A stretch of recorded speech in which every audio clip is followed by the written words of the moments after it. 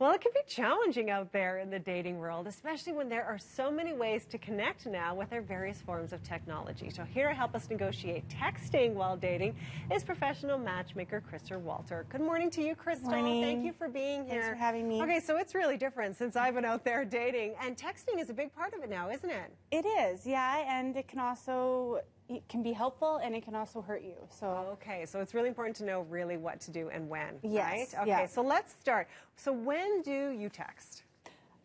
Well, it's my number one advice to my clients is that you should always wait until after you've had a date to text, okay, so that you know each other a little bit better.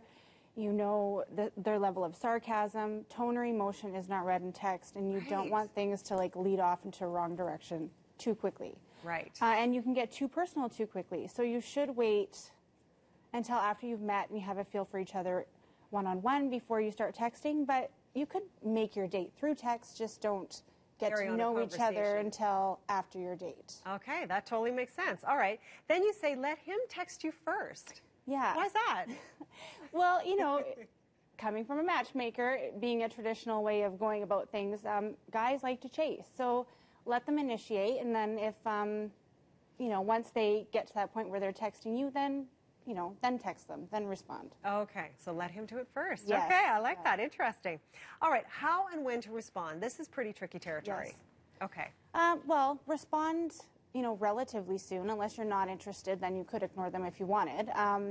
But everybody is busy, you know, but if you want to wait till the end of the day, work and say, sorry, I had a busy day, getting back to you now, so then you have the time to get through a conversation, or just send a quick note and say, hey, you know, whenever. You'll figure out each other's schedules and texting styles and times, but don't wait too long if you do like them, respond. Okay. Yeah. Okay, so if you like them, get on it right away. Yes. Okay.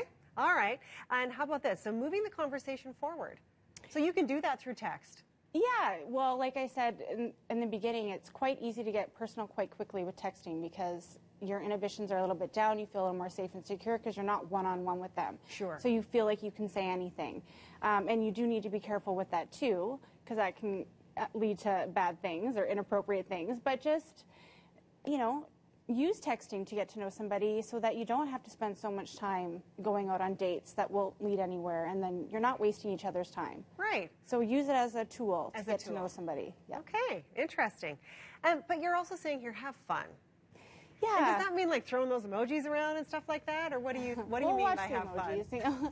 Have fun, but keep it light and simple and flirty, and you know, just use it as a way to touch base and get to know somebody without, you know, leading it off into, you know, other directions. Other directions. Yeah. Okay.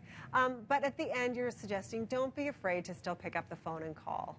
Yeah. So I always tell my clients that you should always call to make the date. Just have a quick conversation and never text. But I mean, if it works better for somebody, then go ahead and do it. But there's no reason why you can't pick up the phone, especially if you're driving and, you know, you're on your way home from work. Yeah. Maybe that's a perfect time to call. Right. Keep it casual, make a quick call, and you're done. Yes. Perfect. Krystal, thank you so much. Wonderful advice as always. That brings us to 8:26.